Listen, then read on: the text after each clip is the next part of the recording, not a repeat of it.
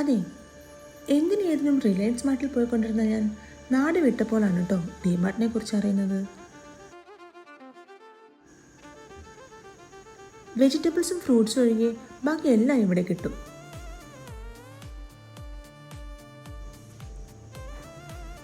അത്ര premium quality products ഒന്നും അല്ലെങ്കിലും മോശമില്ലാത്ത പ്രൊഡക്ട്സ് ഒക്കെ നല്ല അഫോർഡബിൾ പ്രൈസിൽ തന്നെ ഇവിടെ അവൈലബിൾ ആണ് കേട്ടോ.